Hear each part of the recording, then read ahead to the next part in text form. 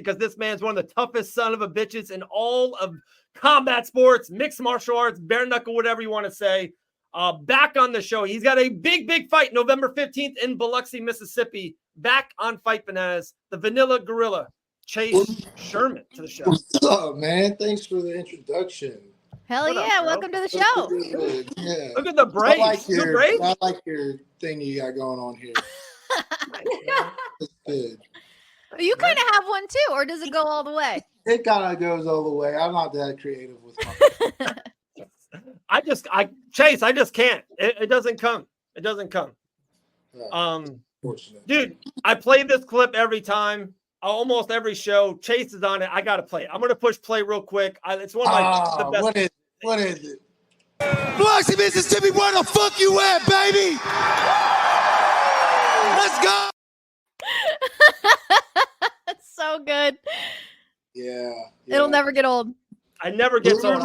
Remember the commissioner coming in there and was like, "You got it." Yeah, he was upset. I know, and he almost got it too.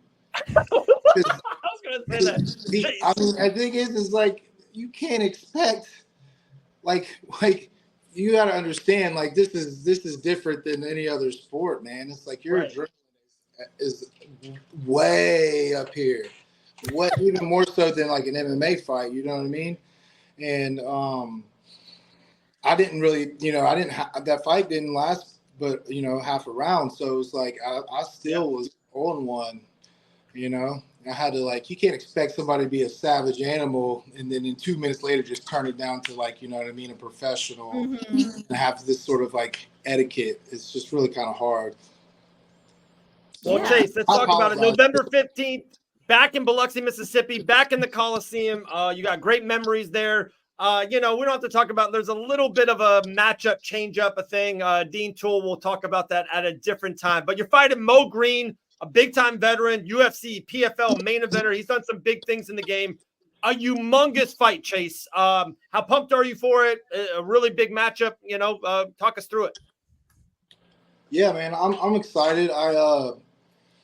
It wasn't the original plan, but at least I was supposed to fight Greg, and then but at least Greg ended up getting out of the fight or pulling out of the fight or whatever early on, and within a good time frame, so I didn't have to make adjustment. I wasn't training for a whole entire camp for one specific person, and then at the end having to make quick adjustments in order to fight somebody new.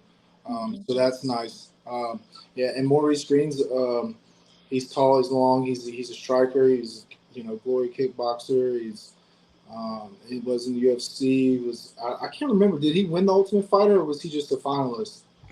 But, I believe a finalist. Yeah, I think. And so he's a seasoned vet, PFL.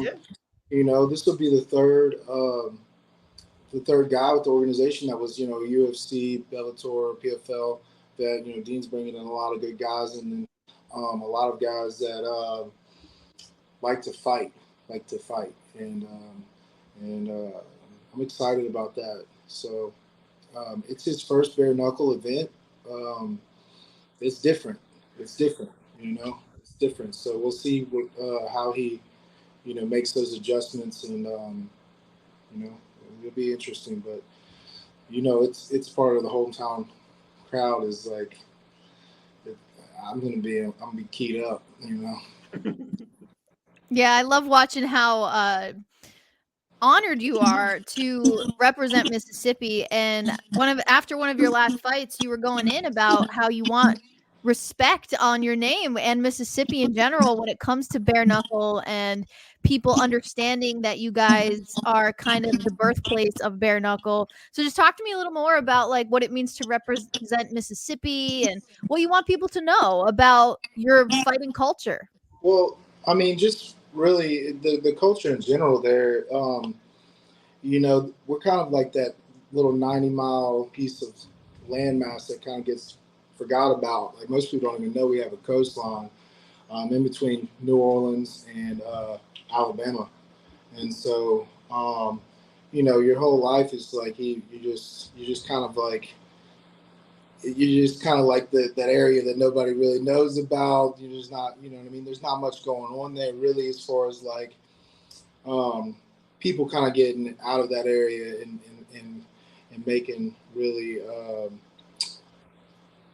don't know. There's not a lot of professional athletes that come out of there. You know what I'm saying? And so like, being able to represent where I'm from and kind of that fighting spirit, and then kind of carry along that heritage that kind of got forgotten about, the history that got forgotten about, is important, you know, and can potentially inspire, you know, generations from now to come and kind of pursue that. I don't know what happened, but y'all disappeared on my. There you go. No, I made you big. I made you the star. I made you the star. Yeah, and so like it's an honor really, because you got to be a fighter when you come from there, man. We get out the fucking mud, you know what I mean? We never have really garnered much respect other than just kind of, you know, being tough.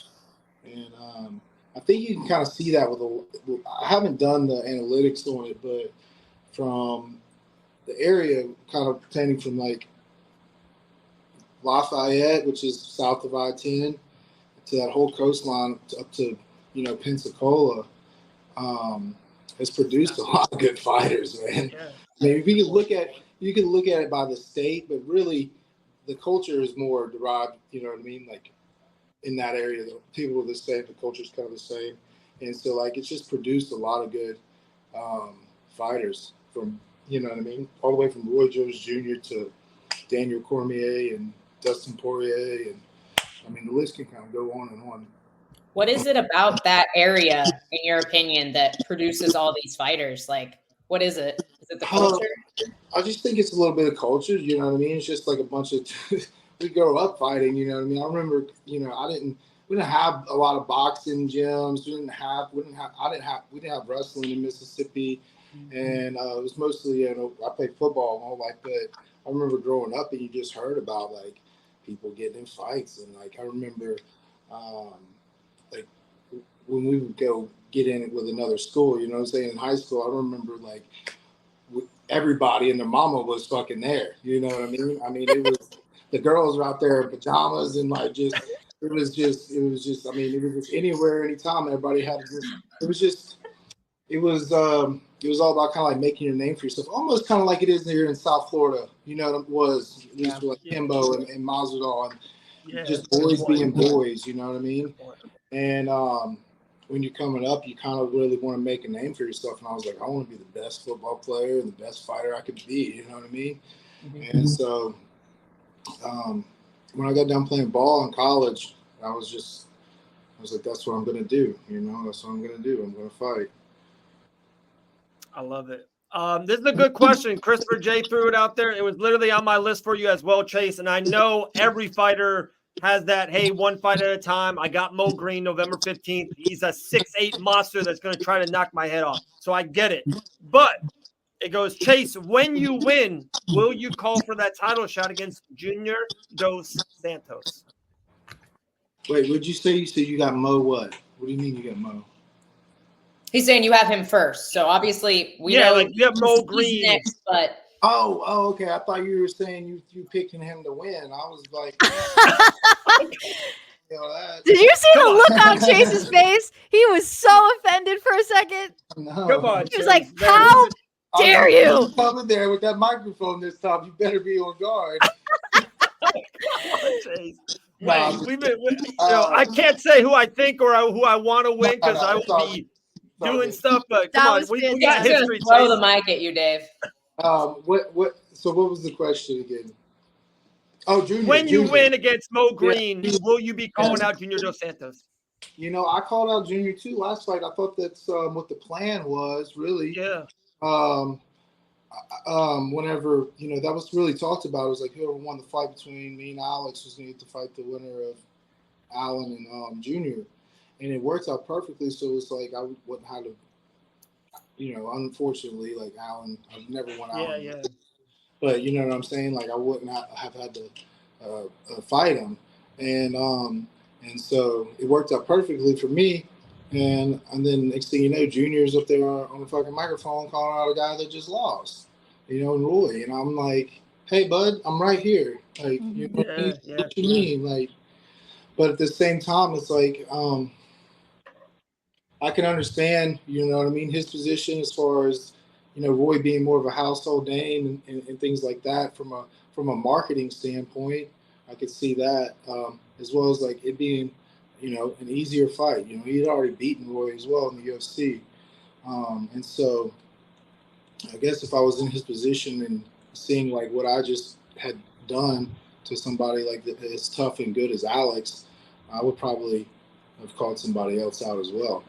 But you know, patience is a virtue, man, and so I'm just being patient, and he is, you know, I'll keep calling him out until he accepts it. You know what I mean? I can't really do that about it other than, you know, try to get the fight, and I have nothing respect for the guy because he's somebody that I idolized before I started fighting. You know, like an athletic boxing heavyweight. You know, he came up in probably I would say the toughest heavyweight era of the UFC. I mean, you had Kane, you had Uberim, you had, you know, Brock, you had all the Carwin.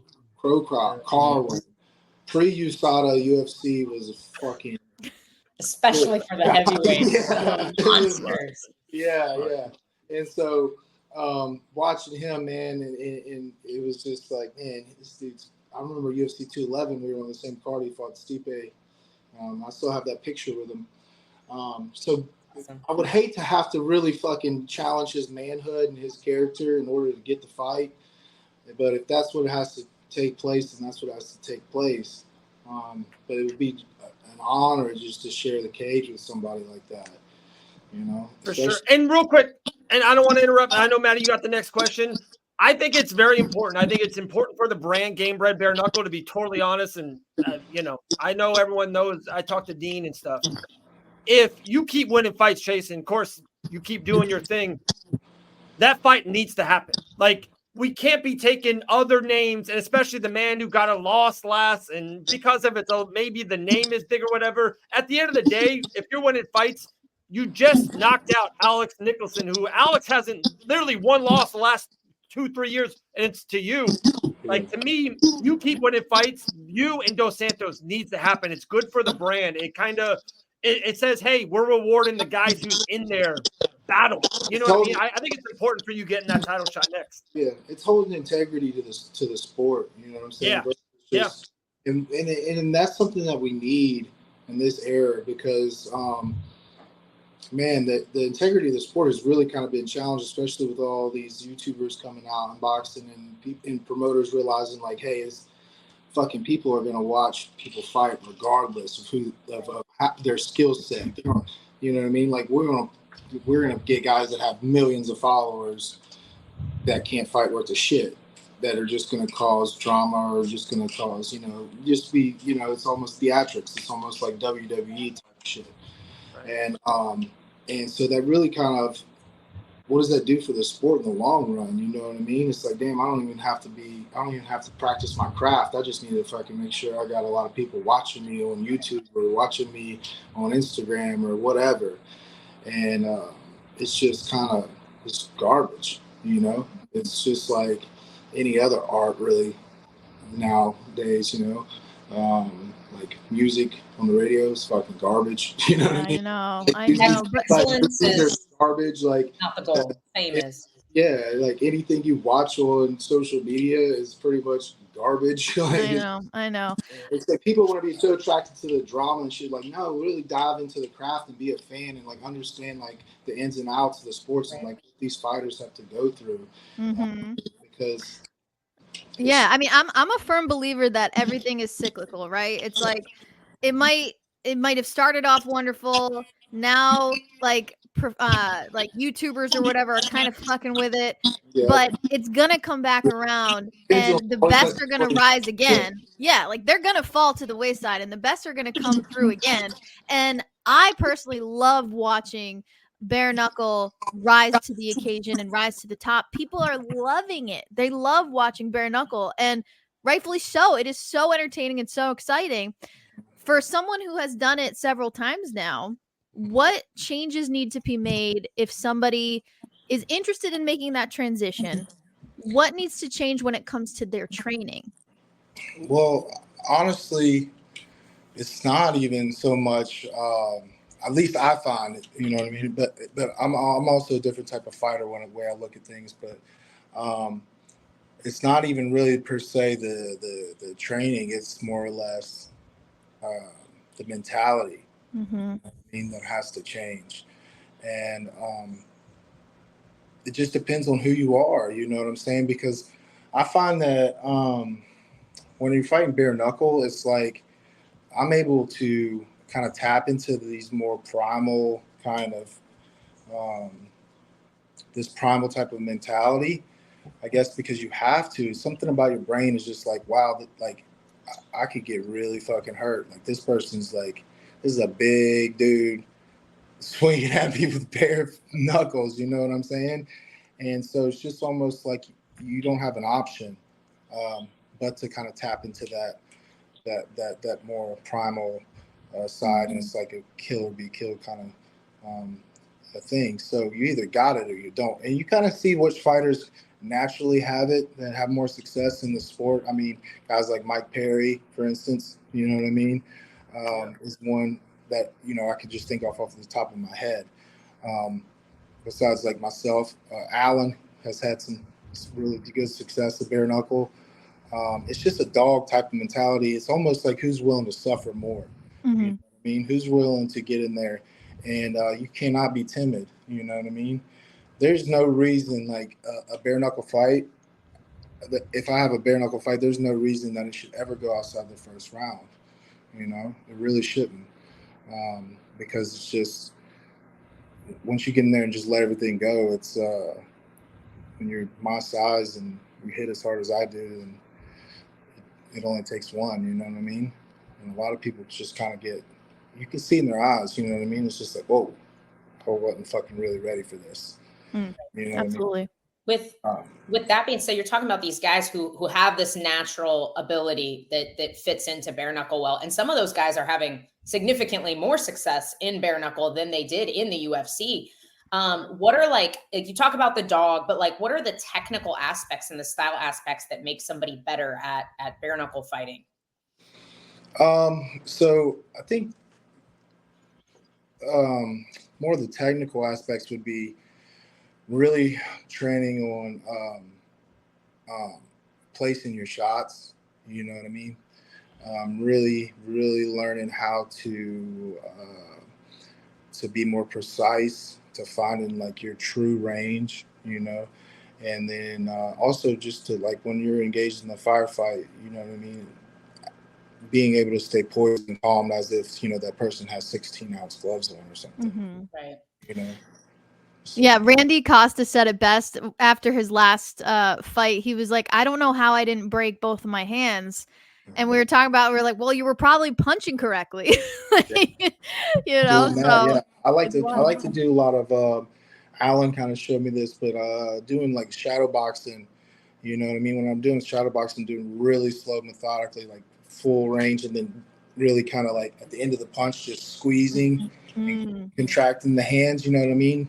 And that really helps with like those neural pathways, opening it up. So whenever you're fighting, it's more natural. Right. Not hitting the upper fist, and it's just like your body is learning how to be just firm and tight right at the last second. Things like that. Just kind of, obviously hitting the bag even, without gloves on, just hand wraps.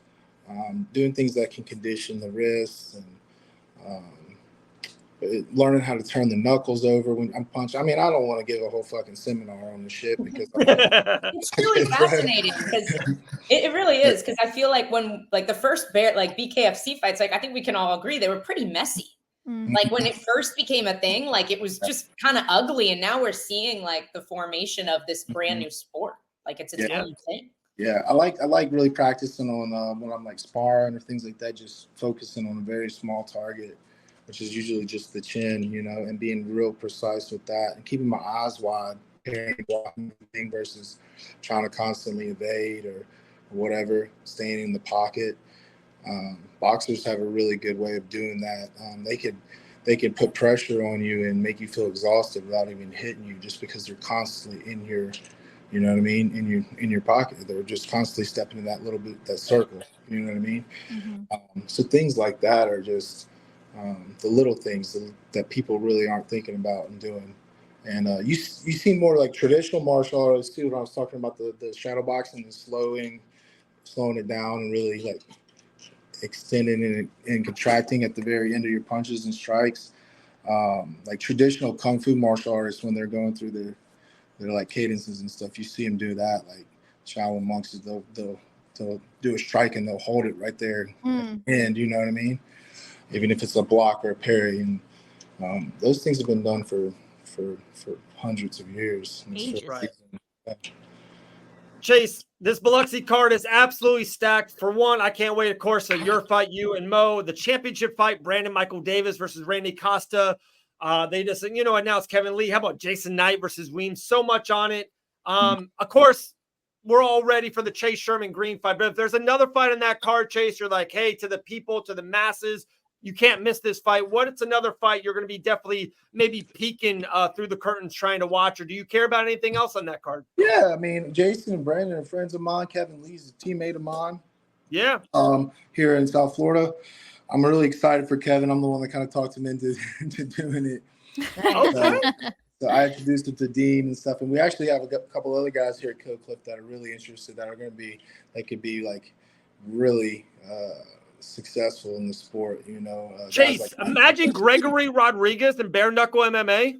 Oh, bro, terrifying. That's what I'm saying. There's certain types of fighters you can name them. You know what I mean? It's just the mentality. It's just something about it, man. And Dean does a really good job of finding those guys that kind of lay their body out on the line. You know what I mean? It's like the guys that want to go out on their shield, if anything. Those are the cats that really find success in the sport. And yeah, that would be just that would be a nightmare for a lot of people if he was. And but like Andre Fialago is somebody that's you know what I mean, that's been talking to me about doing bare knuckle, and he's been really interested in it. He's a fucking hell of a boxer, and he's he came up fighting too without gloves on. You know what I mean? I mean, it'd be great to see Jorge come in and do at least one fight without the gloves on, like for old time's sake. You know what I mean? Like that'd be sick. And then wait, there's a couple guys, man. Did you watch the Jorge Nate boxing fight, by the way? Yeah. I did. I thought Jorge looked really good. Yeah, he did. They were man. They were throwing on each other, man. They really were. Yeah. They were just trying to drown each other. You know what I mean? It was exhausting. But Nate always has kind of been like that. You know what I mean? But I guess what I was going to say back to your question was Brandon and Randy. I don't know if you watched their first fight, but it was a sick fight. It was a great fight. Those are two guys I'm looking forward to watching. Who else? Kevin. I want to see how he does in bare knuckle. And then Jason's always a fun fight. He's trying to redeem himself for that last thing. Hopefully, they've been training hard back home. And I'll be going back home around Halloween, so I'll finish the last 2 weeks of camp up there. And so I'll have a good insight as far as how their camps have been going and things of that nature. So amazing! I can't wait to fight week. Fight week with Chase Sherman hopefully means his son will be at the weigh-ins. His son last weigh-in absolutely stole the show. He'll be there. Hopefully, I can have both of them there. So okay, cool. Yeah. But it's always a good week. I'm ready to get back home to see him. So it was good talking to y'all. Yeah, man. Chase, always a pleasure, brother. Okay. Always a pleasure. November 15th, Chase Sherman will take over Biloxi, Mississippi. Biloxi, Mississippi, where the fuck you at, baby? Let's go. Well, we got to update that clip, Chase. Yeah. We need a new one. But I was gonna say another thing too, man. It's the day before my birthday, man. So everybody's got to show up. You know Let's what I mean? go. Let's Show love. go. I gotta hit up George and be like, because his birthday is like I think on the 12th. Okay. So have like a little joint after party or something, you know? Yes. Definitely. I like it. Sounds I like it. fantastic. All right. Chase, y'all you're the have a man, good one. brother. We'll talk soon. All right, bye. Thanks, ya. All right, Chase. see you fight week. Chase Sherman, man. Absolute monster. Love that guy. Love that guy. So, oh, what's up? How are you? Oh, I'm good. I'm